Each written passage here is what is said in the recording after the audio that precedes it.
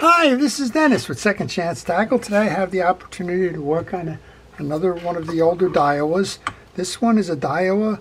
It says D2600 on it. It's actually a Regal D2600. It's about 40 years old now. This reel was made in the early 1980s. It's a nice little reel, but the problem here is that we do not have an anti-reverse. So we're going to take this reel apart. We're going to show you how it was manufactured, how to service the reel if you have it, and more importantly, we're going to see if we can't fix the anti-reverse that goes along with this reel. One of the things that's interesting is this is a 60 size reel.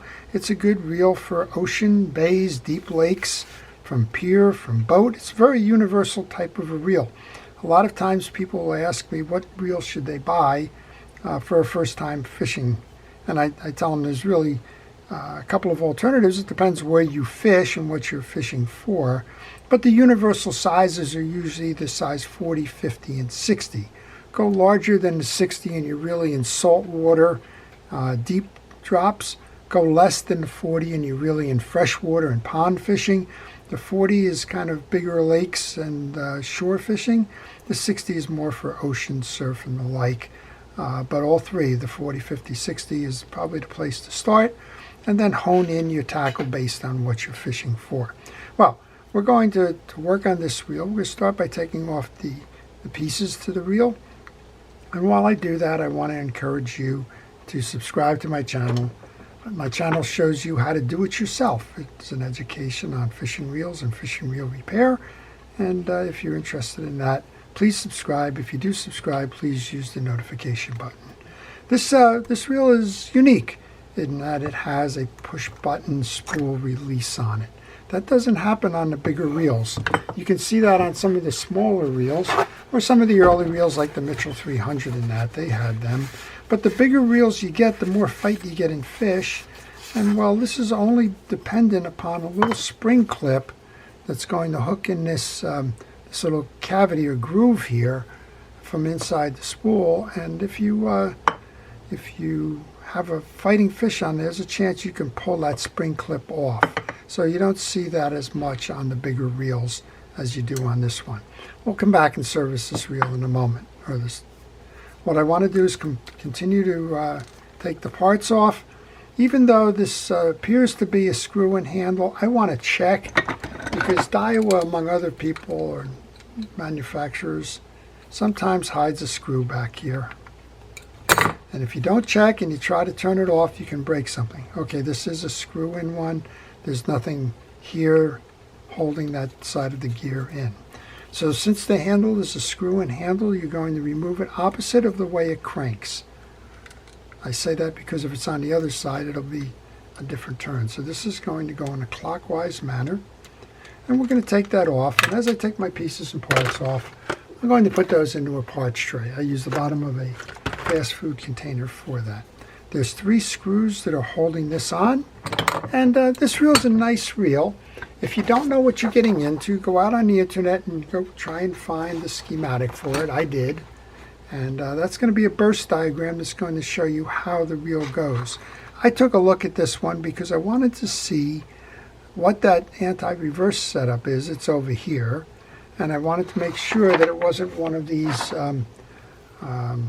cam things that disintegrates.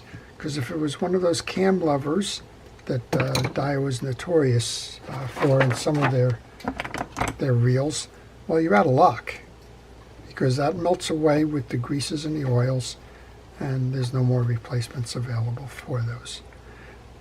We're going to remove the 3 side plate screws. These side plate screws have a Phillips head with an elongated flat blade piece, so you can use Phillips head or the flat blade. I like to start with the flat blade, and then I get better control in taking it out with the Phillips head. When I take them out, I want to lay them on my table, and I want to make sure that all of those screws are the same. If they're all the same, doesn't matter how you put them back together. If one's longer or shorter, you better identify where that one belongs, so that when you go to reinstall, you don't put the wrong screw in the wrong place. Those go into a corner of my parts tray, and we should be able to remove the side cover now. And we'll see this is kind of an older swing arm design to it. So even though they were making reels that had ball bearings and crosswind blocks and some of the other iterations of it, the Regal series has the traditional crosswind arm block to that. It also has a bushing, not a bearing. If you wanted to hot rod the reel, chances are you could probably change that bearing over. Although I do notice this bushing is a two-step bushing. When you take pieces off of a reel, take a picture. You want to make sure that you have the orientations right. For example, there's a two-step on this bushing. You put it back this way, the case is not going to close. So you need to understand that the smaller diameter piece of that bushing goes into your case. And actually, you can do that right now, just for safekeeping, and put it in the case. And make sure that it's flush on the case when you do put it in. If it's hanging out, then it's not going to work. Between the bushing and the main gear, there's also a little brass washer. Don't use that. It's a shim washer that's going to keep the trailing arm on, and it's also going to help with the stabilization of the main gear. All right, sometimes this just comes up, and sometimes this is a post. Let's find out what it is. Well, it's not. We're going to take the arm off then.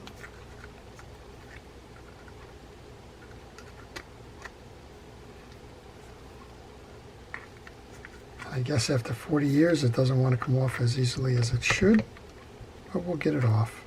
All right, once you pull it off the stud, you can just remove it. Take a look. Make sure that you notice which side is which. Now there's a rounded side on this piece. You can see it's got a lot of greases and oils on there that are all dried. So this one has rounded edges. The other side has flat edges. So note when you took that off that the flat edges are going to face you. The rounded edges are going to face in. That goes into the parts tray. Now we can remove the axle shaft, and to do that there is a tie-down screw at the base here. Take a picture here. Notice which way this point is. It's to the left side of the case. I know it sounds easy and it sounds like you can't make a mistake, but if there's a mistake to be made, there's a 50-50 chance that somebody will install it backwards, upside down, or otherwise. All right, we're going to pull that out now. Okay, once the shaft is out, let's do a little bit of cleaning on the pieces and parts that we just took out. Wipe down the shaft, make sure that it's nice and clean and free of debris. Let's take that crosspoint block and get that cleaned up. There's a lot of old greases on here, so let's take care of those. I'm going to use a paper towel. Generally what I like to do is to use the least abrasive methods. You don't need to harm the metal if you don't need to. Just clean all the old pieces out and then put that into a parts tray so you don't lose it as well. Same thing we have here. We have that bushing on the back. Let's go ahead and take that. Clean that one up. It's the same thing. It's a step bushing. The inner circle is smaller than the outer one. This one, however, does not have the metal shim washer on it. That can go back into the case. So the case on this is very dry. So what that generally suggests is that the greases and oils and that have evaporated. And you can kind of see it here on the main gear. So I'm just going to use a little bit of penetrating oil, in this case WD-40. And you can just kind of use that to soften the old grease, and to just using a flat-bladed screwdriver just to kind of scrape it up. Just light pressure on it. Then you can use a cotton swab to kind of take care of the rest of that. Make sure that you get as much of the old grease off as you can. Otherwise you may be turning the reel one day and have some of that old grease break free. Well, then you're going to have an issue with it. All right, nice clean main gear. All the teeth check out. They're all symmetrical, in nice condition. Get the face of it cleaned up and then put that into your parts tray. Well, we've gone a long way to try and get to the point where we need to address, and that is the anti-reverse isn't working. This is a 12mm nut. I'm using a deep socket tool for that. You don't need that tool. You can use an open-end wrench in this case because the lip is small. You can also use any 12mm socket that will help. Here is your anti-reverse, and I guess from what we're seeing here, we're missing a spring. I guess that would make sense. So there's an eccentric spring that belongs on this cam here. It's a circle with a line coming out of it. Almost impossible to find, but I have pieces and parts from old reels. I'm going to go see if there isn't one out there that maybe can be satisfied to make this work. I'll shut the camera off and we'll come back to that. Okay, as I mentioned, I keep parts from reels that broke and are no longer serviceable. Maybe I'm a pack rat, but I just found this one. It's not the same clip, but I'm hopeful that it will work. So let's remove that collar. Let's remove the clip here.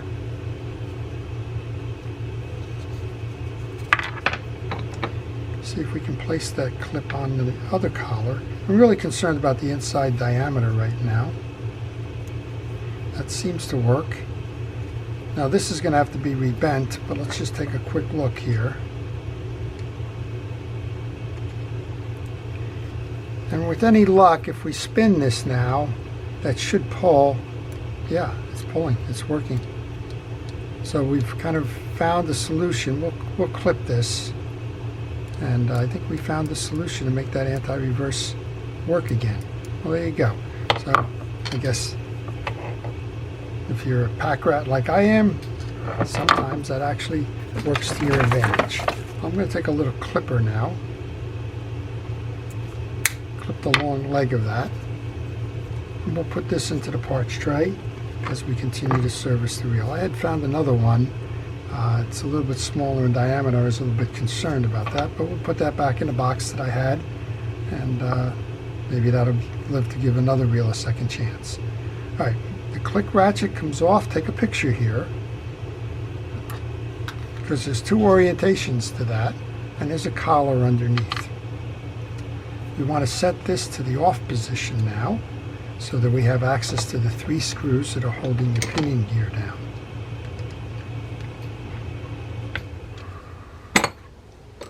Again, these are the flat blade or the Phillips head, and it seems like the flat blade always does a better job of breaking that initial seal, and then it's easier for me to remove it with the Phillips head once I get that seal broken. Well, if you have a question on this reel or any reel in particular, if you'd like to know more about the Daiwa series of reels, maybe you're kind of interested in a particular reel, just leave those questions in the comments section, and I'll be happy to try and help you out, either answering your question or giving you some information. If I don't know, I'll try and point you to where you might be able to find it. You want to notice on this that the collar is different. The screw pattern is also different. And a couple of things can happen here. This can get reversed. In other words, you're trying to install it upside down. And you can also try and put it in the wrong spots. So what we're going to notice here is opposite the anti-reverse dog is where there's kind of a beak. And we're going to lay it on the table the way it goes back. And I'm actually going to put the screws right on the table rather than in the parts tray because, well, we should be back off pretty soon. Hopefully we'll be able to pull this one right out. We are. There's your bearing. Test the bearing. There's a whole bunch of different tests, but well, this one's working just fine. We'll come on and oil that and set that to the side. And then we want to clean our pinion gear next. I'm going to use a hard brush to pull through the teeth on the pinion gear. If you like, go ahead and get a pick and just make sure that all those channels are nice and clear of the old greases. We saw there's a lot of old dried grease in this reel, so we're going to try and remedy that here. There you go. All right, that's nice and clean. If you wanted to, you can put a little bit more penetrating oil on there, let it seep in a moment. Take your paper towel, which is kind of getting dirty here, and just run your finger through those slots to pull out anything else that's in there. All right, we're in good condition there. Let's go ahead then and start the rebuild process. I'm going to use a fishing reel grease. I only recommend fishing reel greases. In this case, I'm using Penn's Precision Reel Grease. I also use an artist's brush to spread the grease. And because this reel is missing an awful lot of grease from not being serviced as long as it is, I'm going to make sure that there's a nice healthy amount of grease on there. I'll put a little bit on the shoulder up above where that bearing is going to ride. Then we'll take the freshly oiled bearing, place that on top, and kind of reverse the process we just had. Seat it and make sure that you are flush to the cavity. Go ahead and get your collar now with those 3 screws. Remember what we said, we're going to kind of recognize that the beak goes opposite the anti-reverse. And now we need to put those 3 screws back in. I'm going to use a little dab of grease on my blade to kind of act as a temporary glue, just to stabilize that screw while I try and put it in. Those of you that watch the channel know me and little screws. Well, we don't play well together all the time. Sometimes it's quite an adventure.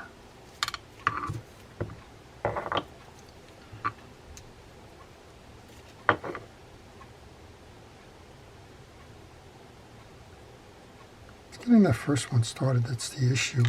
Sometimes you might want to take a pick. What's happening here, because I'm trying to show it for the camera, is that I'm sliding on the install here and I can't line the hole up properly. So a pick will act to kind of center the one hole, and a little finger pressure and you've got the other one in. And once you do that, then you can pretty much tighten it down. You may have to back it off a little bit, but you know you have the orientation right.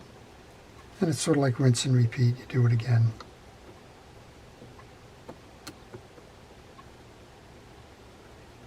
That's 2 out of 3. I'm really interested to see. I think we're going to luck out here with that, we'll call it a bush fix there, but I think we're going to luck out there.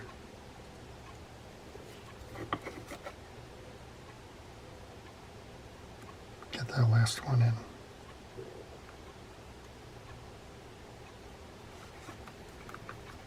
All right, that's the 3 screws.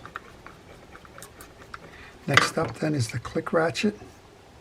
And because I've kept it on the collar, I haven't disturbed it, so I know that the angles on that click ratchet are correct. I guess I want to move that out of the way now because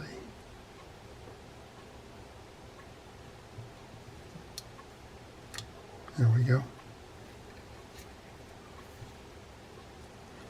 All right, and then let's get that modified little tie-down thing we've got. The groove on this is on the bottom. If you didn't notice it, you need to. I'm going to put it on like that.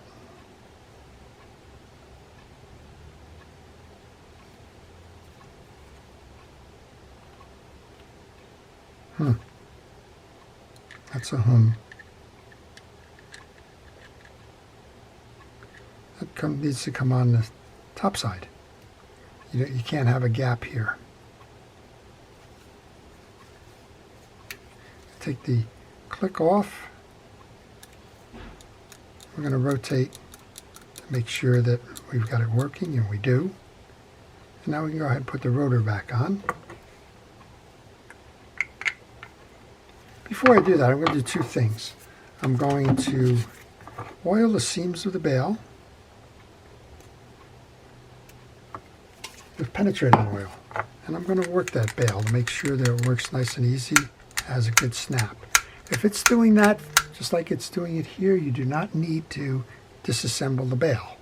If you know that you dropped this in water, if you know that you've got sand in there, if it's not flipping back after you do this, then take it off and do the work there. But right now, that's not needed. And all we're going to do is put a little bit of oil onto the trip lever on the back side of that. Next up, we'll install the bail. We'll go get that bail nut or rotor nut. I like to start these by hand, that way you can kind of guarantee that you're not cross-stripping it. And then the last tighten down. Give it a spin, make sure that it spins nice and easy, which it does. And we can go on to install the balance of this. Next up then, we want to put the main gear in. We're going to grease that before we do.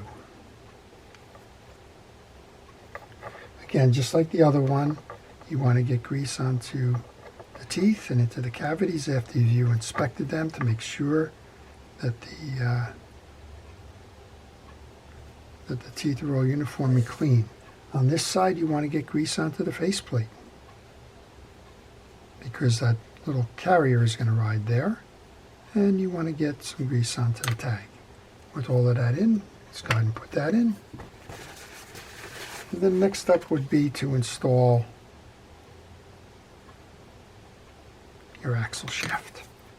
To do that, you want to take the crosswind block that's going to be your target for the back end of the axle shaft, and just make sure we've cleaned it before. You want to get grease onto the back side and onto the stud. Alright, let's go ahead and put the axle shaft in. When you have the axle shaft most of the way down, take your crosswind block and insert that. And line up your axle shaft with the hole in the crosswind block. Align your hole for the screw. Go to your parts tray, find the screw that is the flat-headed screw, and then bring that in. Tighten that up. And we're pretty close to completing this and to making sure that we have a functional reel that's ready to go again. Remember what we said, you have a flat side and a rounded side, and the rounded side was facing down. So I like to put a little bit of grease where that's going to travel on the main gear so that we clean the old grease off of that. And we just need to work it so that we're over the stud there, and then rotate your reel until you line up the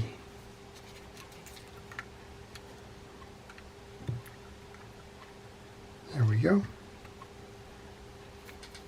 Line up the crosswind block, get it seated. Get that little washer we were talking about. Put that on. And then we can put our side plate cover on. Remember that bushing is a two-step bushing. The smaller diameter goes inside. We can close that case down, and then I want to use the scrubby pad with rod and reel cleaner to clean off the case before I install any further. For the rod and reel cleaner, I'm using Pen Precision rod and reel cleaner. It's a kind of a cleaner in the wax. We'll just recharge what was on there. Always helps to show folks what's going on.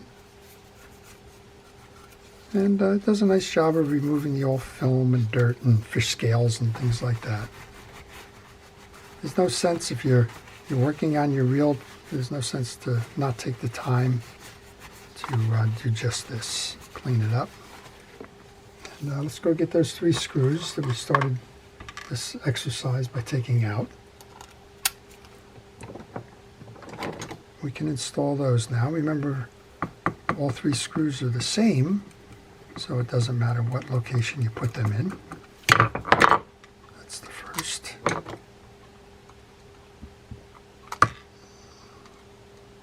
kind of curious about these screws. They've got orange on them. I don't know what that means or how it got there. Usually you don't get orange deep into a socket here, but these have them on there, so curious. Okay, there's not much more to do here. We're going to put the handle on, we'll service the drag washers, and well, see how we did. Let's go ahead and put the handle back on. There's a little bit of dirt on that handle. We can go ahead and take that scrubby and do the same thing here, clean it up a little bit. And And now we'll go over to the spool. You're going to service the drags by taking this assembly off, pushing down through the base to remove your stud, and then we have a little round retention ring here. I'm going to use a utility knife, kind of pry it out that way. This is a spring, so be careful as you take it out. Notice that these are D-shaped metal washers, and they can only go into one way, so when you go to load your spool, make sure that you have that set. These are old-fashioned leather washers. Leather washers are permeable, so I use grease on them. I put a little bit of grease, rub it in with my fingers, and then set it aside. I want to make sure that we clean the cavity of the spool before we reinstall the new ones. You want to get the old dirt out of there. Alright, so we have a leather washer. This, I believe, is going to be the traditional 6-drag setup. Well, you got one leather washer and 2 Teflon washers, so the grease part is done. Alright, you're going to have 2 washers with that D in it. That's called a keyed washer. So we put the first of the leather washers in, and then the keyed washer. These are Teflon, so you do not need to grease or oil them. They don't absorb. And the whole idea of grease is to keep those washers flexible. Teflon washers, by their nature, are self-lubricating. Okay, then we'll grab that last D-shaped one. Try and line that up where you have the flat spot on the one that you put in the first time. Then we'll take our clip, insert it on the one side, bring it around and down, and make sure it seats in the groove. When you do that, then you can grab your back end stud, work that up for your flat side.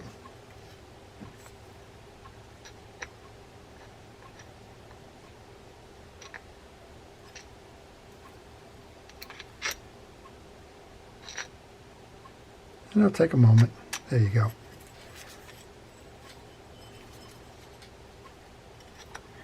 When you do this, you need to make sure that you push all the way down and get this click mechanism into the teeth.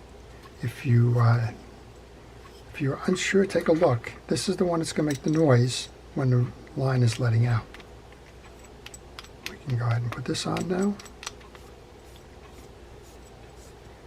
Reinstall the spool on the reel and give it a test. Okay, let's see how we did. Well, there you go. A nice reel. Oh, no backstop. Well, we had that turned off. Now we're backstopping. All right, so the whole issue here was it was missing a spring, and we were able to find a comparable one with a little bit of bush fix, make work. So there you go. That's the Daiwa Regal 2600, circa 1980, 1981. That's about when these reels were made. And this one's ready to go fishing again. So I hope you've enjoyed that.